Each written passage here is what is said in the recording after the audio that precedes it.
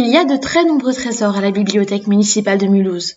Parmi eux, un manuscrit datant du Xe siècle, l'Évangéliaire d'Arcambolde. Un évangéliaire est un livre qui contient des extraits des évangiles de Marc, Luc, Matthieu et Jean, et qui est destiné à être lu aux offices de l'Église. Ce manuscrit appartenait à Ercambolde, évêque de Strasbourg de 965 à 991, Strasbourg étant à l'époque ville du Saint-Empire romain germanique.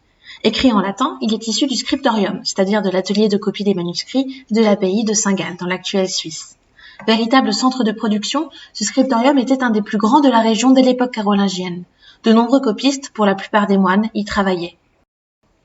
Des annotations historiques figurent en début et à la fin du manuscrit, comme celle relatant la bataille du Cap Colonne menée par l'empereur Othon II en 982, qui se termine par la défaite de l'Italie du Sud.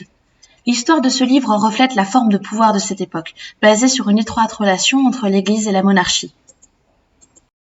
Le livre rappelle le rôle du souverain comme protecteur de la chrétienté et sa participation à la liturgie de l'Église. Ce manuscrit est un véritable trésor qui renferme plus de 300 initiales enluminées dans des tons d'or et d'argent bordés de rouge. Il est très rare qu'un manuscrit aussi riche d'illustrations nous parvienne dans un tel état de conservation.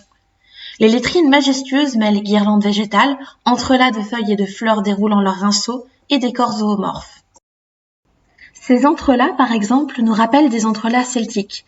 Peut-être est-ce dû au fait que l'abbaye dont le manuscrit provient, l'abbaye de Saint-Gall, a été fondée vers 750 par un moine irlandais. Plusieurs nœuds sont à admirer au cours des pages, certains très complexes et très fins. D'autres initiales sont constituées de décors floraux et de rameaux. Remarquez sur ce L majuscule la grappe de fruits, des raisins peut-être, les fleurs et les différentes feuilles. Aviez-vous vu les 2 fleurs de lys?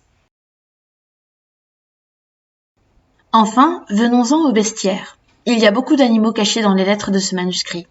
Ici, une grue est posée sur le cou d'un chien. Ce A abrite un oiseau.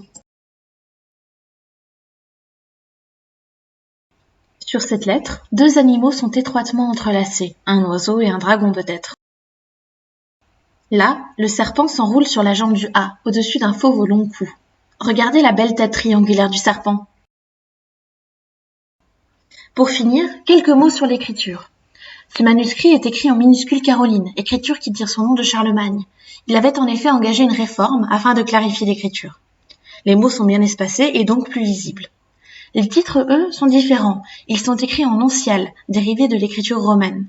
On peut voir aussi un titre de rubrique en rouge, pratique qui a d'ailleurs créé le mot rubrique, venant de l'adjectif latin ruber, rouge.